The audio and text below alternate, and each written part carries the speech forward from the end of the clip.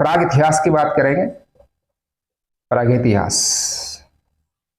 मध्य प्रदेश का प्राग इतिहास।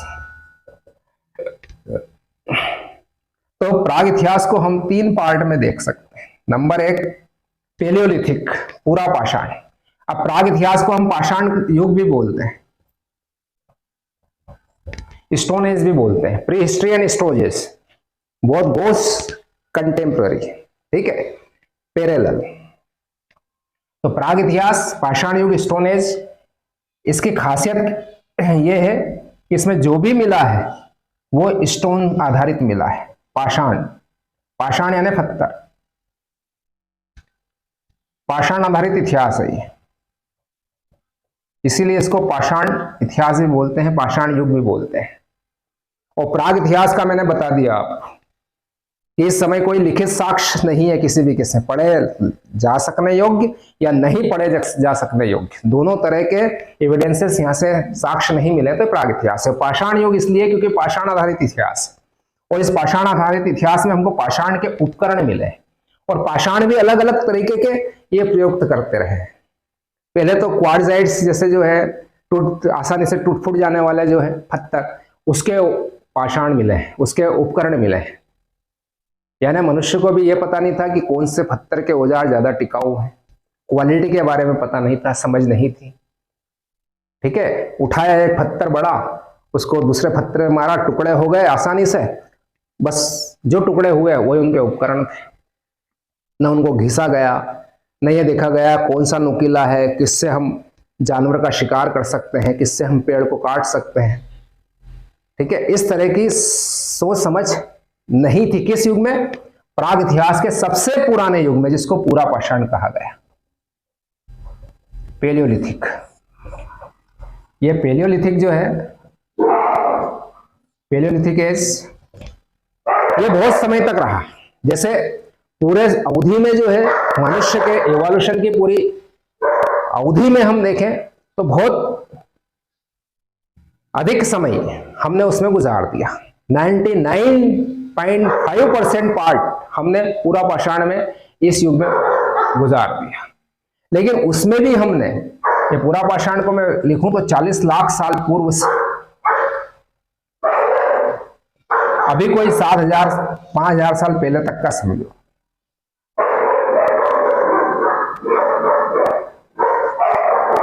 इसको हम ये बोले भारत के संदर्भ में, विश्व वाले तो ये बोलते हैं कि हमारे यहाँ सभ्यता हम 40 लाख नहीं 80 लाख साल पहले आ गए थे, और हम 7,000 साल पहले ही हम नए युग में प्रवेश कर चुके, पूरा पाषाण को छोड़ चुके थे, धातु युग में प्रवेश कर चुके थे। ये ध्यान रखिए आप कि इतिहास जैसे जैसे आगे बढ़ रहा है उसमें हमारे इस्तेमाल की जाने वाली मटेरियल वो भी चेंज हो रही है। वो कैसे चेंज हो रही है?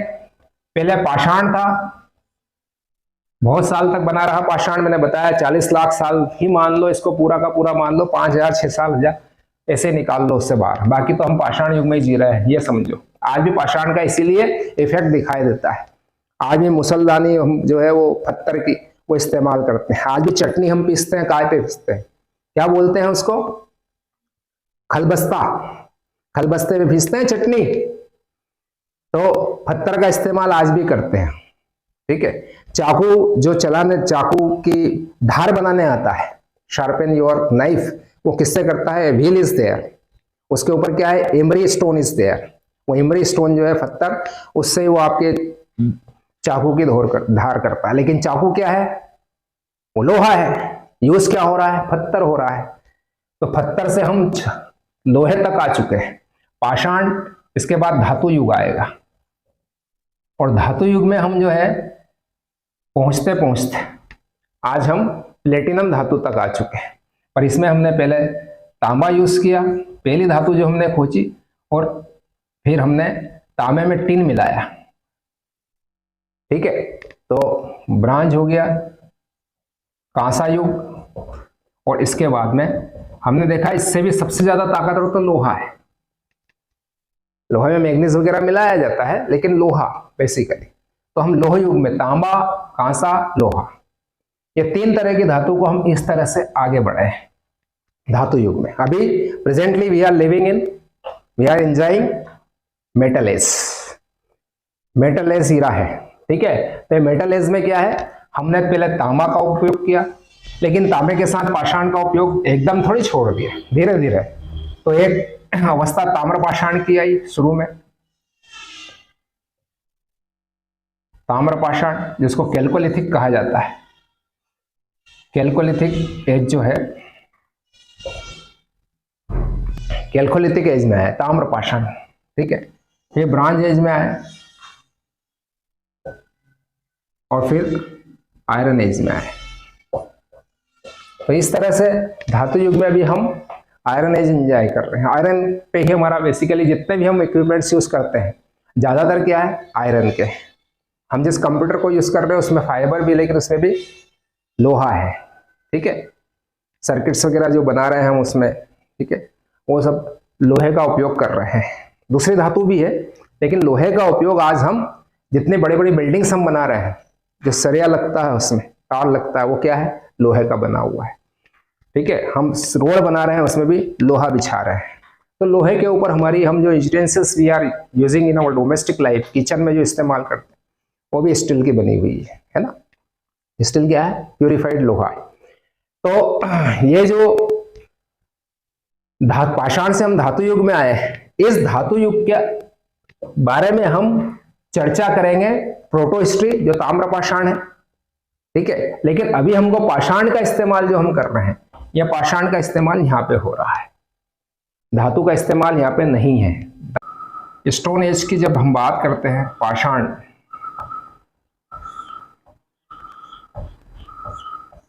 पाषाण युग की हम बात करते हैं, तो हमें यह दिखाई देता है कि इसमें 3 पार्ट जो है इसके, कैसे आगे बढ़ते हैं। पूरा पाषाण,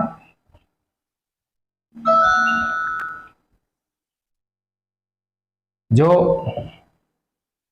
40 लाख साल पुराना है, तब से शुरुआत होती है, और ये लगभग 10,000 साल पहले तक आ जाता है, ठीक है। ये पेलियोलिथिक एज है, और इस पेलियोलिथिक एज में भी हम देखते हैं, इसके भी फर्दर 3 पार्ट हम देख सकते हैं। एक अर्ली पेलियोलिथिक एज है, जिसको हम पूरा पाषाण बोलेंगे।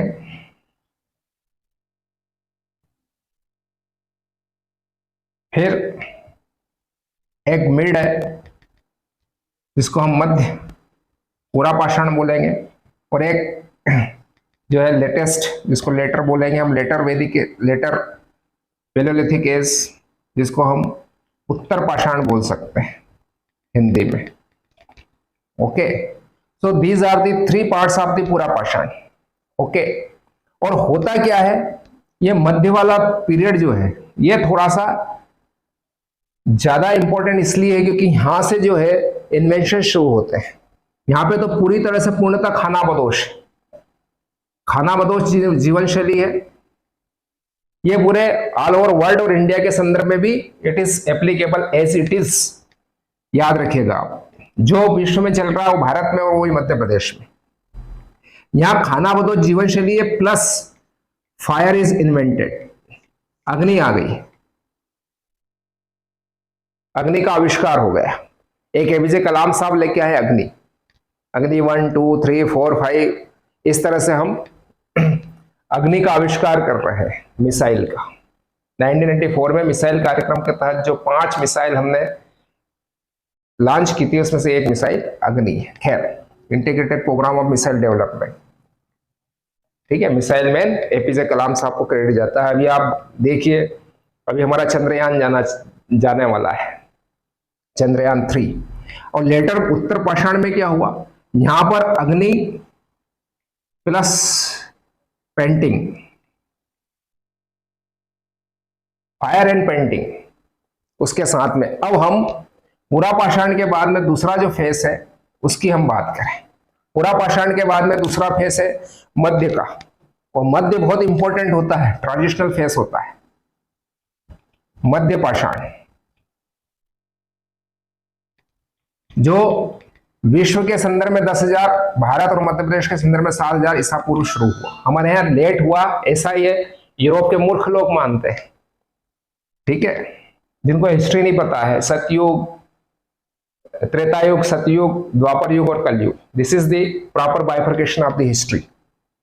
खैर, और ये विश्व के संदर्भ में 9,000 साल सॉरी 10,000 साल पहले शुरू हुआ विश्व के संदर्भ में, मध्य प्रदेश में और एमपी में 10,000 साल पहले। इनके हिसाब से ये 9,000 में एंड हो गया और हमारे यहाँ पे ये 7,000 ईसा पूर्व तक चला।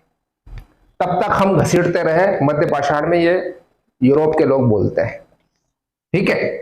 मध्य पाषाण जो है वो किसके लिए जाना जाता है? वो भी नए आविष्कार के लिए जाना जाता है। और ये आविष्कार क्या हुआ था? एनिमल हस्बेंड्री, पशुपालन हुआ था।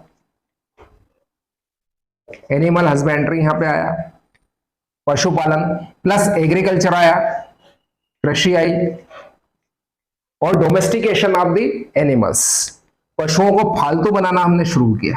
ये जो फालतू नहीं, पालतू बनाना शुरू किया, ठीक है।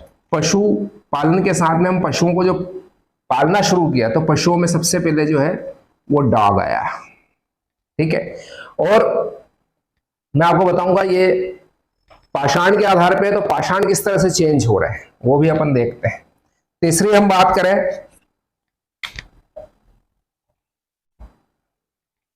तो आप देखिए, तीसरा जो है वो है नवपाषाण।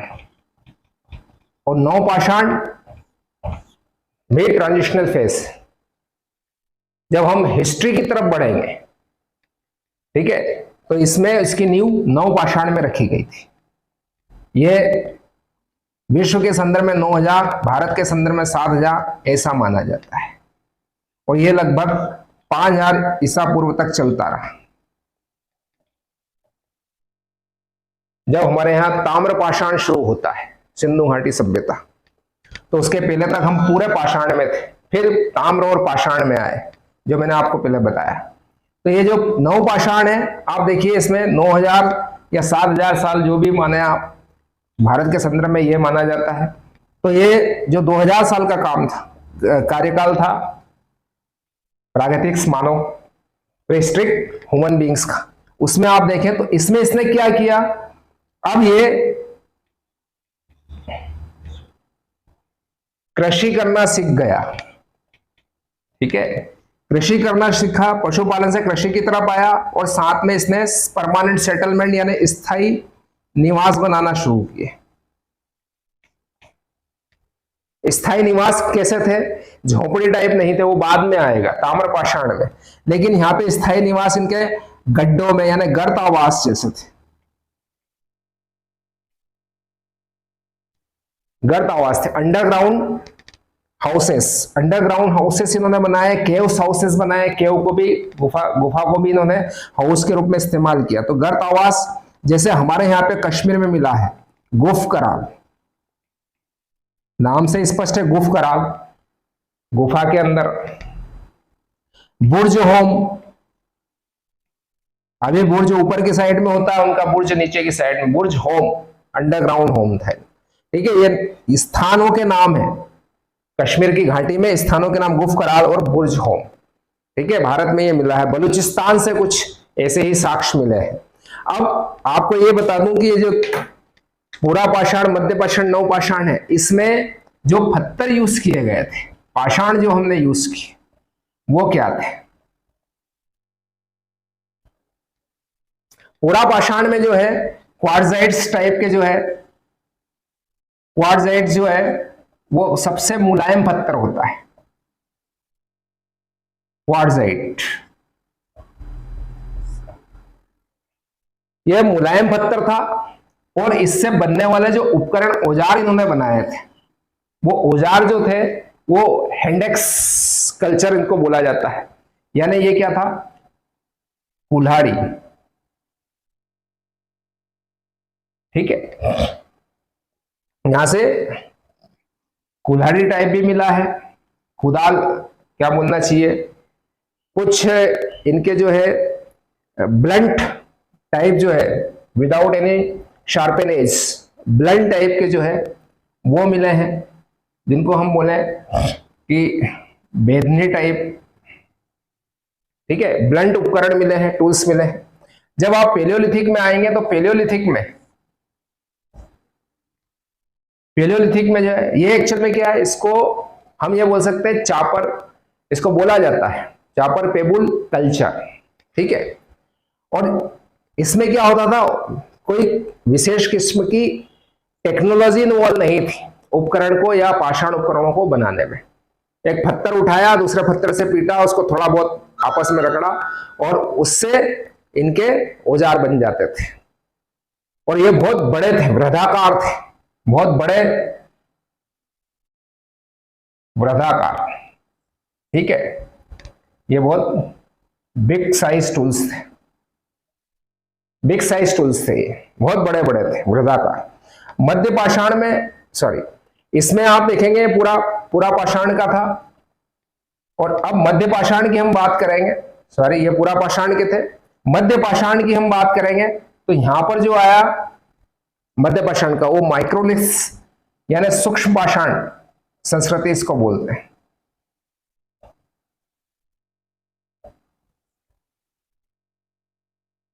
ये बहुत माइक्रो टूल्स थे, वेरी माइक्रो इन साइजेस, ठीक है, मध्य पाषाण में। ये इसकी विशेषता है।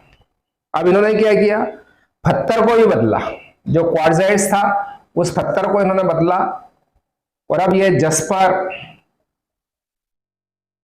चार्ट, ठीक है, इस तरह जस्पर, चार्ट, इस तरह के जो है इस तरह के पत्थर की क्वालिटी इन्होंने इंप्रूव की, जो जिनको आपने जस्पर, चार्ट इस तरह का नाम दिया गया है। ऐसे कुछ ज्यादा मजबूत, अब मुलायम नहीं थे, ये कठोर थे,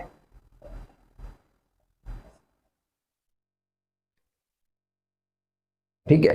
इन पत्थरों से इन्होंने अपने औजार बनाना शुरू किए और फिर उनको शार्प भी करना शुरू किया, छोटे छोटे, जिससे उसको ज्यादा दूरी तक फेंका जा सके। उसकी एप्लीकेशन थी, उसको ज्यादा अच्छी तरह से इस्तेमाल किया जा सके, यानी उससे शिकार आसानी से हो सके। इन सबको ध्यान में रखकर ये मध्य पाषाण युग में आविष्कार किए गए, ठीक है।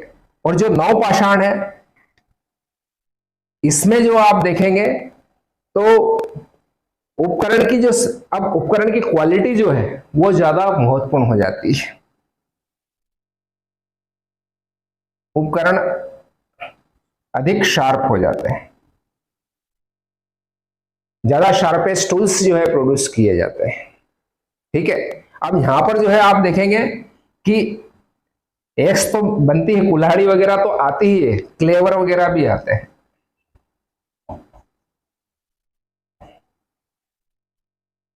ठीक है।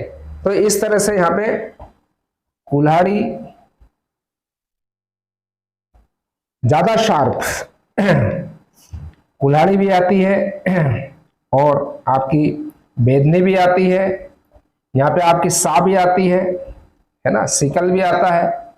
ये इस तरह से जो है ये अलग अलग टाइप के जो है उपकरण यहाँ पर बनना शुरू हो जाते हैं, जो इनकी कृषि संबंधी आवश्यकता, पशुपालन संबंधी आवश्यकता, शिकार चल ही रहा है, सुरक्षा चली रही है, वो करना ही है। तो इन सब के मद्देनजर इन्होंने उपकरणों को अब ज्यादा, यहाँ पे तो क्वालिटी आई गई थी, ठीक है, उस क्वालिटी को और इंप्रूवाइज किया।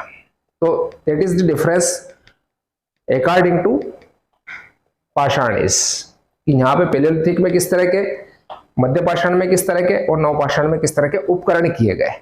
लेकिन बेसिकली जो है क्या क्या आविष्कार हुआ वो ये चार्ट है। और आपको बता दें, जब मध्य प्रदेश की हम बात करेंगे तो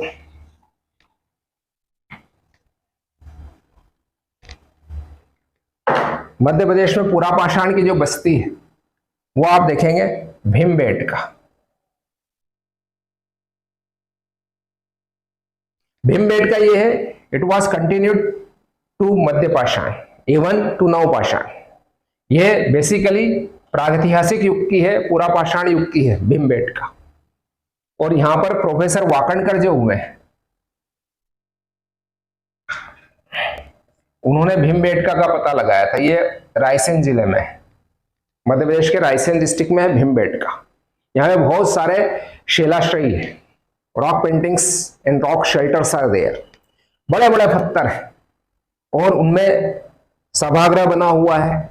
मैं खुद विजिट करके आया हूँ, जब प्रशासन अकादमी में हम लोग ट्रेनिंग में थे तब हमको लेके गए, हम भीमबेटका गए, वहां पे हमने देखा कि इतने विशालकाय पत्थर और उनके बीच में उनको कैसे तो उठाया गया होगा, क्रेन भी नहीं थी, और कैसे उनको रखा गया होगा, कैसे उनकी बैलेंसिंग की गई होगी, अमेजिंग। तो भीमबेटका में बहुत सारे ऐसे रॉक पेंटिंग्स है और उसमें जो दीवारें हैं उनमें इस तरह की अलग अलग टाइप की पेंटिंग्स, जिसमें hunting type of pictures are there, शिकार के दृश्य हैं, डांसिंग दृश्य हैं, नृत्य वाले हैं, और अलग अलग कलर में है। बिल्कुल जो नेचुरल कलर्स होते हैं उन नेचुरल कलर्स का इस्तेमाल किया गया है। आज भी वो कलर्स दिखते हैं, येलो, रेड, ब्लैक, वाइट, ये कलर्स वहां पे यूज किए गए हैं। लगभग सभी में हम देखेंगे कि ये colours, natural colours are used. तो पुरापाषाण में भीमबेटका एक बहुत महत्वपूर्ण जगह हमारी। अभी 2021 की बात है कि यहां से एक डिकिसोनिया, एक जंतु जो है डिकिसोनिया, ये डिकिसोनिया क्या है, नाम रखा गया है इसका डिकिसोनिया। एक जंतु है जो ऐसा माना जाता है इतने मिलियन ईयर्स बैक इसका एग्जिस्टेंस था। भीमबेटका के जो शिलाशय वहीं से भी अवशेष कलेक्ट किए गए हैं। ये भी 2013 में डिकिसोनिया नामक एक जंतु के अवशेष भीमबेटका से कलेक्ट किए गए। ठीक है, मतलब कुछ फॉसिल्स वगैरह जो भी रहता है तो वो अवशेष यहाँ से कलेक्ट किए गए। ठीक है, तो भीमबेटका एक बहुत बड़ी साइट है पुरापाषाण युग की। और यहाँ आप देखिए जो पिपरिया महादेव है, पिपरिया महादेव जो है ये इटारसी नर्मदापुरम डिस्ट्रिक्ट्स में है।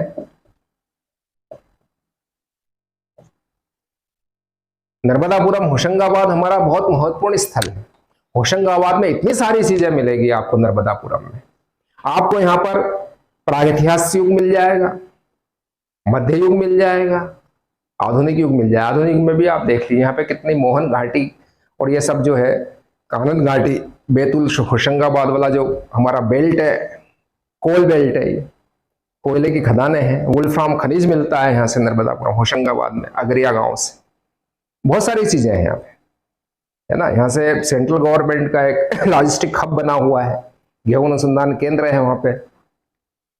तो ये पिपरिया मतलब होशंगाबाद जो है सेठानी घाट के लिए मशहूर है, नर्मदा जी की आरती होती है। तवा बांध सबसे बड़ा सड़क पुल यही बना हुआ है। तो ये बहुत चने के उत्पादन में आगे है, गेहूं के उत्पादन में भी आगे है। यद्यपि चना, गेहूं इन सब में ये दूसरे तीसरे नंबर पे आता है, तो लेकिन फिर भी जो लीडिंग 3 डिस्ट्रिक्ट्स है उसमें इसका स्थान है। वर्षा ज्यादा होती है यहाँ पे, पचमढ़ी इसी में है जिसमें सबसे ज्यादा वर्षा भारत मध्य प्रदेश की यहाँ रिसीव होती है, प्राप्त होती है। खैर, तो भीमबेटका जो है ये नर्मदापुरम जो है ये बहुत इंपॉर्टेंट डिस्ट्रिक्ट है। तो ये भीमबेटका, पिपरिया महादेव, इस तरह की जो यहाँ साइट्स आप देखिए। पचमढ़ी ये भी एक साइट है यहाँ की। ठीक है, पचमढ़ी खुद भी एक साइट है। यहाँ से पनारपुनी जो है, पनारपानी जो है ये भी यहीं पे है पचमढ़ी में। यहाँ से बहुत सारे जो है रॉक पेंटिंग्स जो है वो कलेक्ट किए गए, उपकरण कलेक्ट किए गए हैं, लघु उपकरण। ठीक है, ये उपकरण यहाँ से मिले हैं पनारपानी से। ठीक है, तो ये बहुत महत्वपूर्ण साइट्स है पुरापाषाण की। मध्य पाषाण में देखें तो मध्य पाषाण में आदमगढ़ अपने आप में एक अजूबा है। आदमगढ़ भी कहाँ है हमारा, नर्मदापुरम, होशंगाबाद। नर्मदापुरम में जो आदमगढ़ है, ये आदमगढ़ जो जोशी जी ने यहाँ पे एक्सक्यूशन किया था, ठीक है, आरबी जोशी। तो आदमगढ़ से हमको मध्य पाषाण युग के साक्ष्य मिले हैं, जिनमें एक तो रॉक पेंटिंग्स यहां से भी मिली है, रॉक शेल्टर्स मिले हैं। रॉक शेल्टर्स है ना, शैलाश्रय, ये मिले हैं हमको आदमगढ़ से, ठीक है। और सूक्ष्म पाषाण उपकरण मिले हैं। ये सूक्ष्म पाषाण उपकरणों ने ही साबित किया कि ये क्या है, मध्य पाषाण युग है, क्योंकि ये इसकी विशेषता है सूक्ष्म पाषाण संस्कृति। तो आदमगढ़ से हमको सूक्ष्म पाषाण उपकरण मिले। यहाँ एक दूसरी साइड भीमबेटका जो है वो मैंने बताया था आपको, चला आ रहा है वो प्रागइतिहास, पूरा पाषाण से मध्य पाषाण तक चला आ रहा है। यहाँ से भी रॉक पेंटिंग्स कुछ ऐसी मिली है जो इस युग की है।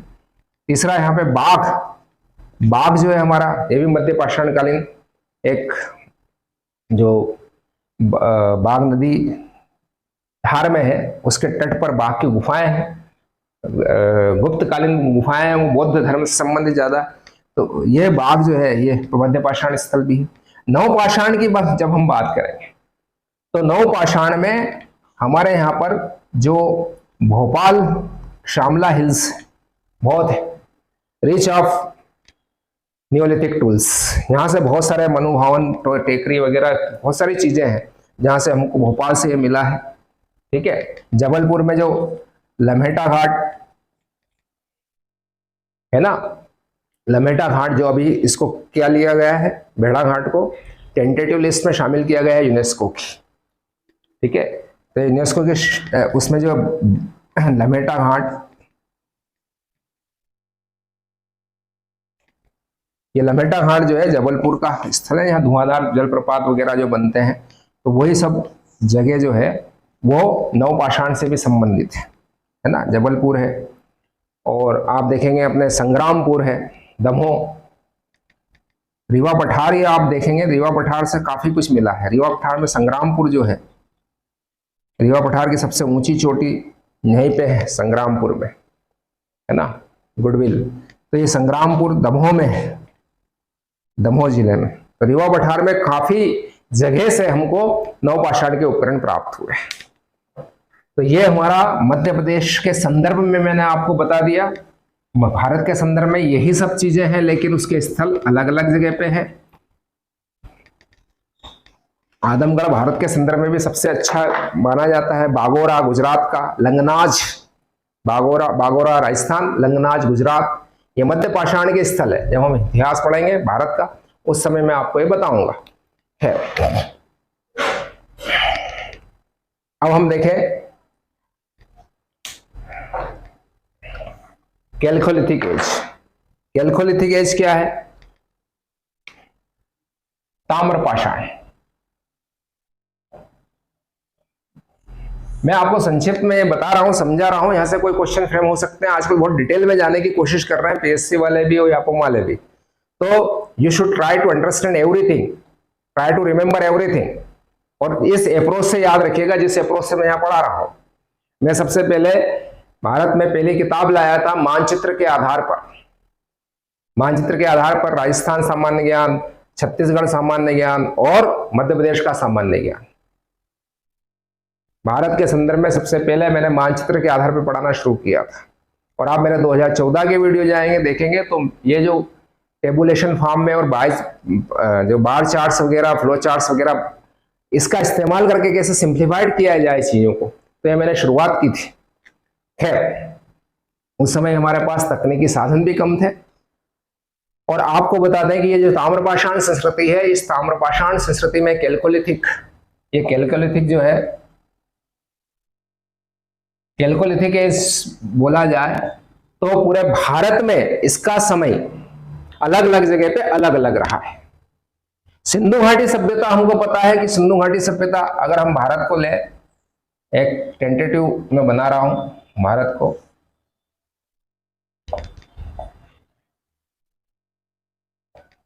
तो आप देखेंगे कि जो अभी वर्तमान पाकिस्तान है, जहां पे बलूचिस्तान है, पंजाब प्रांत है उसका, हमारा पंजाब हमारे पास है, तो ये भी पंजाब हमारा ही है। तो बलूचिस्तान, पंजाब, यहाँ पे जो सिंधु घाटी सभ्यता थी, इंडस वैली सिविलाइजेशन, ये ताम्रपाषाण संस्कृति थी। भारत की पहली ताम्रपाषाण संस्कृति मानी जाती है। विश्व के भी 2-3 जो ताम्रपाषाण संस्कृति, उनमें से इसका स्थान है। तो ये ताम्रपाषाण, ये सिंधु घाटी सभ्यता अंदर की तरफ आगे बढ़ती है। ठीक है, इसके अलग अलग यहाँ पर कुछ एक्सटेंशंस हमको मिलते हैं। एक हमको मालवा में मिलता है, लेकिन आपको बता दें कि इधर से जब यहाँ आर्यन संस्कृति, इसका कन्वर्शन आर्यन में होता है। मैं नहीं मानता कि आर्य भारत से आया, भारत से के बाहर से आए थे। आर्यन हमारे ही देश के लोग थे। महाभारत हो, रामायण हो, हमारे जितने भी ग्रंथ हैं उनमें कहीं ये जिक्र नहीं है कि हम पहले यहाँ थे। उनमें सीधे सीधे हिंदुस्तान का सप्तसेंधुआ का उल्लेख है। इतिहास में मैं आपको डिटेल में बताऊंगा। जैद अवस्था के साथ उसकी समानता की, मैक्स मुलर आ गए कि भाषा क्या, ये सब ये लोग एक जगह रहते होंगे। अनुमान तो बहुत सारे लगाए जा सकते हैं। तो हकीकत यह है कि आर्य भारत के ही निवासी थे। अब ये जो इधर इसका कन्वर्शन वैदिक संस्कृति में हुआ, इन्होंने प्रयोग कर लिया था कि भाई ये सब चीजें नहीं चलने वाली है, बड़ी बड़ी सभ्यताओं का विनाश हो जाता है। तो उन्होंने वैदिक संस्कृति, ग्राम प्रधान संस्कृति को, ग्राम कल्चर को उन्होंने अडॉप्ट किया, वापस वो इधर आया। ठीक है, ऐसा कुछ हुआ।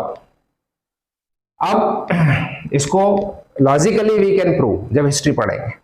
अब आपको बता दें कि जब ये सिंधु घाटी सभ्यता वैदिक कल्चर में कन्वर्ट हो रही थी, तब भी इंटायर जो हमारा ये था, ये ताम्रपाषाण संस्कृति को जीता रहा और बहुत लंबे समय तक। हमको पता है कि ये 1500 साल से 600 बीसी तक हमारा वैदिक काल रहा है, वैदिक एज ऑफ इंडिया। ठीक है, 1500 बीसी टू 600 बीसी।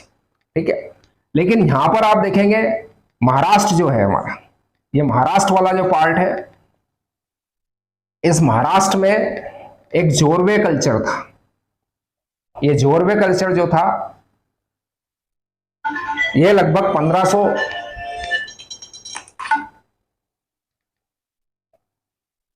1500 बीसी के आसपास से 800 बीसी के आसपास ऐसा रहा। हाँ, इसी का एक एक्सटेंशन मान लो मालवा था।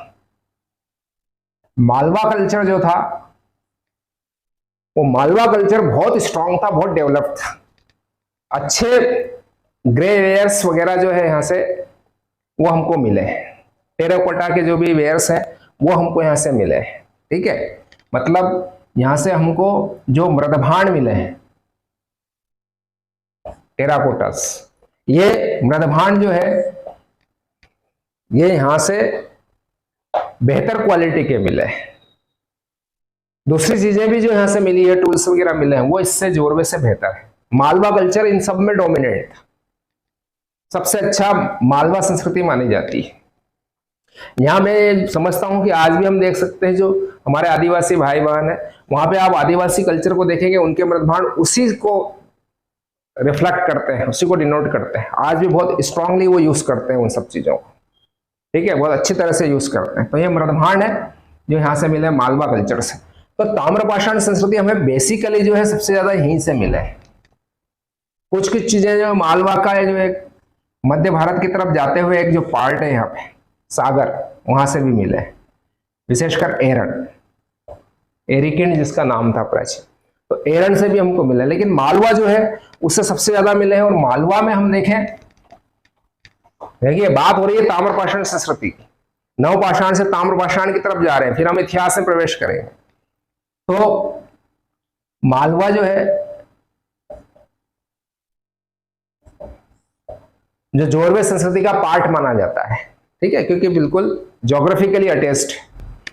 तो मालवा संस्कृति में आप देखेंगे हमारे यहाँ उज्जैन में कायथा जो है वो बहुत फेमस रहा। डांग वाला जो नागदा में है, चंबल के तट पे, कायथा शिप्रा के तट पे डांग वाला। ठीक है, ये दोनों बहुत महत्वपूर्ण है। वाकणकर जी ने कायथा की खोज की थी। ठीक है, कायथा से हमको बहुत अच्छे अच्छे हैंडेक्स वगैरह ये सब मिले हैं। कुदाली मिली है ना, कुल्हाड़ी मिली है। ये कायथा की कहानी है, कायथा की कथा है। और डांग वाला जो है वो भी एक ऐसा ही एक ताम्रपाषाण, जहां से ताम्रपाषाण संस्कृति के ऊपर मिले। ताम्रपाषाण, तांबे का प्रयोग हो रहा है, पाषाण का उपयोग हो रहा है साथ में। पाषाण चला आ रहा है और फिर they gradually started using copper as the tools. ठीक है, कॉपर का भी इस्तेमाल करना शुरू कर चुके हैं ये लोग। तो कायथा डांग वाला है। इधर आप जाएंगे, महेश्वर जो है, धार में जो महेश्वर है, इस महेश्वर में आप देखेंगे कि यहां पर आपको नवदा टोली, महेश्वर खुद भी एक साइट है ताम्रपाषाण, लेकिन नवदा टोली जो है वो बहुत महत्वपूर्ण है। नवदा टोली इसलिए महत्वपूर्ण है कि यहाँ से माइग्रेशन, फॉरेनर्स का जो माइग्रेशन है वो दिखाई दिया है। कुछ लोग, विदेशी लोग यहाँ आके बस गए और फिर इसके बाद में इन्होंने यहाँ से मूव किया, तो यहाँ से अप्रवासियों के साक्ष्य मिलते हैं।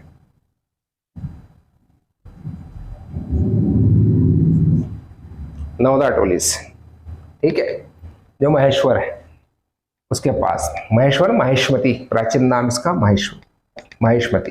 तो ये अब सागर में हम देखें, सागर में एरन की खासियत क्या है? जैसे महेश्वर है, महेश्वर हमारा बहुत कालांतर तक, मतलब ताम्रपाषाण से लेके आधुनिक युग तक हम महेश्वर को देख सकते हैं कि महेश्वर वही है, खत्म नहीं हुआ।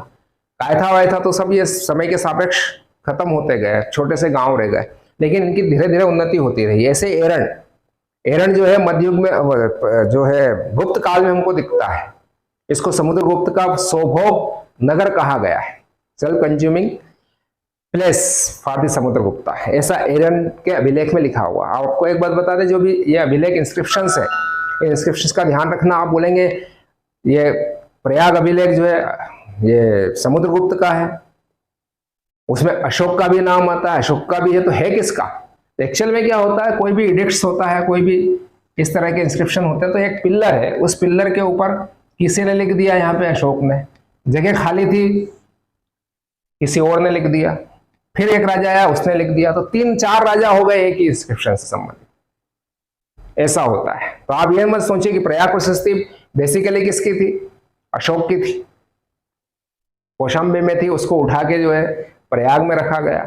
प्रयाग में कौशाम्बी में ही लिख दिया था समुद्रगुप्त, लेकिन उसको उठा के कौन लाया प्रयाग में? फिरोज शाह तुगलक या अकबर। इस तरह से इनको शिफ्ट कर दिया गया किसी स्थान पे, तो अब जिस स्थान पे उस स्थान के नाम से है वो, ठीक है। तो ये सब चीजें जो है आपको हिस्ट्री जब हम पढ़ेंगे, जब we will concern about that. तो ये एरन है, जहां से एरन से क्या है, एक राउंडी शेप्ड गोल्ड मटेरियल मिला है ना, जो सोने का ऐसा गोल्ड टुकड़ा वो भी मिला है यहाँ से। बाकी तो सब मिले ही है, जैसे चने की खेती हो रही है, मटर की खेती हो रही है, ये सब चीजें मिले हैं, मृदभांड मिले हैं, ये दीज आर दी कॉमन्स, ठीक है, जो बेसिकली जो चीजें बताती है ताम्रपाषाण संस्कृति, वो चीजें, ठीक है। अब आप जाएंगे होशंगाबाद, वो ताम्रपाषाण में भी दिखेगा, होशंगाबाद, खेड़ी नामा। इंदौर का आजाद नगर है, वो भी जो है इस साइड में आता है। इस तरह से so many places are there belonging to Chalcolithic age, but all these are mainly concentrated in the Malwa region। Malwa के पठार में इनका ज्यादा बोलबाला है, इनका संकेंद्रण है, ठीक है। तो यह ताम्रपाषाण संस्कृति थी। अब यहाँ से क्वेश्चंस किस तरह से पूछे जाएंगे, क्वेश्चंस पे भी हम चर्चा कर लेते हैं, क्वेश्चंस कैसे फ्रेम होते हैं, ठीक है। तो भीमबेटका से क्वेश्चंस ज्यादा पूछने की संभावना। भीमबेटका किस जिले में है, इसका जिला वो महत्वपूर्ण है। क्या है, तो क्या है में 2-3 चीजें आ जाती है। एक तो ये प्रागैतिहासिक काल का है ना, प्रीहिस्टोरिक एज का है, पाषाण युग का है, पाषाण में इसका दोनों युग का है ये, ठीक है, पूरा पाषाण का भी है, मध्य पाषाण का भी है। क्या मिला है, क्या है ये, रॉक शेल्टर से यहाँ से, है ना, शैलाश्रय है। महत्व और क्या है इसका भीमबेटका का, ये भी बोलते हैं कि पांडवों की गुफा है, पांडवों ने अज्ञातवास काटा था, ये एक मिथोलॉजी है, पांडवों का अज्ञातवास। आपको बता दें पांडवों के बहुत सारे क्षेत्र है हमारे, खंडवा को खांडव वन कहा गया है, यहाँ पे भी थे वो, होशंगाबाद से लगा हुआ खंडवा। फिर होशंगाबाद से थोड़ा सा, मतलब जो नगर है वहां से थोड़ा सा आगे बढ़े भीमबेटका बेसिकली जो है ये जिला रायसेन है, ठीक है। अब भीमबेटका से थोड़ा सा मूव हुए ये तो क्या आ जाता है होशंगाबाद, और होशंगाबाद में जो है पांडवों की गुफा आ जाती पचमढ़ी में। तो ये सब चीजें, और इसी से होशंगाबाद के रास्ते खंडवा है, खांडव वन। तो ये जो ये बहुत इंपॉर्टेंट है। अब डी की सोनिया मिल गया यहाँ से, और भी कुछ नई चीजें मिल जाएगी। किसने यहाँ पे इसकी खोज किसने की? 1958 में वाकन करने की। 58 भी इंपॉर्टेंट है, वाकन करने की वो भी इंपॉर्टेंट है। तो इस तरह से आपको ये क्वेश्चन जो है ऐसे कौन कौन से क्वेश्चंस बन सकते हैं वो आपको करना चाहिए। यही आपकी टिप्पणी बन जाएगी। एक लाइन का उत्तर देना मुख्य परीक्षा में वही बन जाएगा। टिप्पणी करना 50 शब्दों में यही बन जाएगी। इसका महत्व लिखना, महत्व लिख दीजिए कि मध्य प्रदेश के इतिहास को उस युग में स्थापित करने वाला भीमबेटका हमारा गौरव, जो प्रागइतिहास युग की कहानी कहता है, विशेषकर इसके शिलाशय, इतनी उत्कृष्ट चित्रकारी उस समय का मानव जानता था। ये इसका इंपॉर्टेंस, ठीक है। तो भीमबेटका हो गया। आदमगढ़, जो मैं कंफ्यूज हो रहा था, ये आदमगढ़ क्या है? ये होशंगाबाद में, नर्मदापुरम में। तो ये आदमगढ़ जो है, इसकी कहानी तो वो याद रख लीजिए। ये मध्य पाषाण युग का है। जिला होशंगाबाद है, नर्मदापुरम, और मध्य पाषाण युग का है क्योंकि यहां से लघु पाषाण उपकरण मिले, ठीक है। तो ये आपको याद रखना है। आर.बी. जोशी ने इसको खोजा था, ठीक है। ये आपको याद रखना है। इस तरह से क्वेश्चंस एक ही पैटर्न है, मैंने जैसे बताया भीमबेटका, वैसे उसी पैटर्न पे आपको इसको देखना है। क्वेश्चंस कैसे फ्रेम होते हैं। कायथा बहुत महत्वपूर्ण है। कायथा जो है वराहमिहिर, बाद में छोटा सा गांव है उज्जैन के पास। तो कायथा में वराहमिहिर जो है उनका जन्म हुआ। वराहमिहिर गुप्त काल के थे।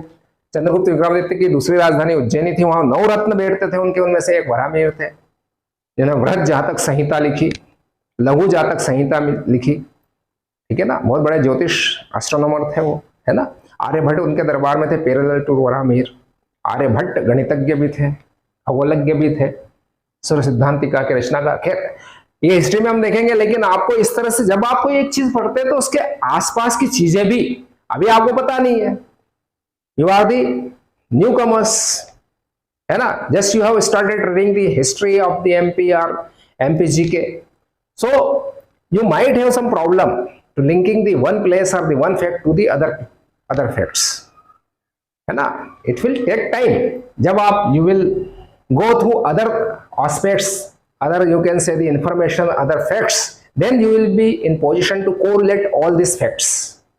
तब आप इन सब फैक्ट्स को आपस में जोड़ पाएंगे। एक फैक्ट्स जैसे ही आपके सामने आएगा सभी फैक्ट्स आ जाएंगे, जिससे हमारे दिमाग में आते हैं, क्योंकि हम we have gone through all these readings.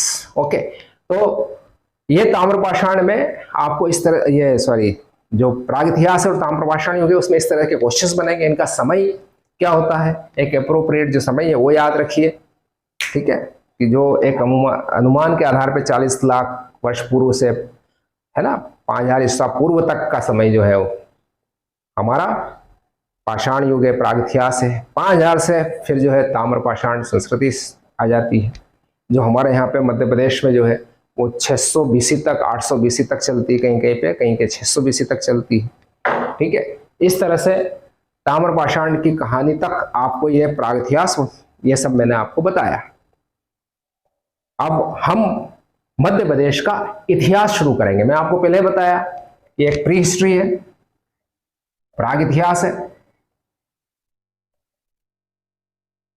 ठीक है, फिर आदि इतिहास है। अब आदि इतिहास हमने यहाँ पे ताम्रपाषाण के रूप में देख लिया। वैसे हम सिंधु घाटी सभ्यता को पढ़ेंगे, हड़प्पा सभ्यता को कहाँ पढ़ेंगे, भारत के इतिहास में। यहाँ प्रागइतिहास पढ़ लिया, आदि इतिहास हमने ताम्रपाषाण मालवा संस्कृति को पढ़ लिया। अब हम इतिहास शुरू करेंगे। इतिहास वैसे ही पढ़ा जाएगा। वैदिक काल में मध्य प्रदेश क्या था, महाजनपद युग में क्या था, फिर महाजनपद के बाद में मौर्य काल आया, तब मध्य प्रदेश में कहाँ अशोक आ गए, बैठ गए थे यहाँ पे अवंती राष्ट्र में, एक चक्र था, 5वां चक्र, वहां आके बैठ गए। फिर मौर्योत्तर काल में क्या हुआ, शक, कुषाण, हुन आए, उनका क्या हुआ, फिर गुप्त आ गए, फिर से एक बड़ा साम्राज्य बना हमारा, फिर से इंटीग्रेशन हुआ, डिसइंटीग्रेशन की प्रोसेस रोकी गई। तो इंटीग्रेशन डिसइंटीग्रेशन ये चलता रहा इतिहास में। एकीकरण होता है, बड़ा साम्राज्य होता, फिर वो छोटा हो जाता, टूट जाता है योग्य उत्तराधिकारियों के कारण, संभाल नहीं पाते इतना बड़ा साम्राज्य, साधन कम रहते हैं जोड़ने के लिए। आज तो आप यहाँ से बटन दबाएंगे और मणिपुर सामने आ जाएगा। वही कंट्रोल नहीं हो रहा केंद्र सरकार से, इतने सारे संसाधन क्या पता क्या राजनीति चल रही है, क्यों अशांत है मणिपुर, सब जानते हैं। सॉल्यूशन प्रोवाइड कीजिए, लोगों का दिल जीतिए वहां जाकर। तो ये मैं आपको बताया आज। अब मैं आपको पेपर बताता हूं आज का।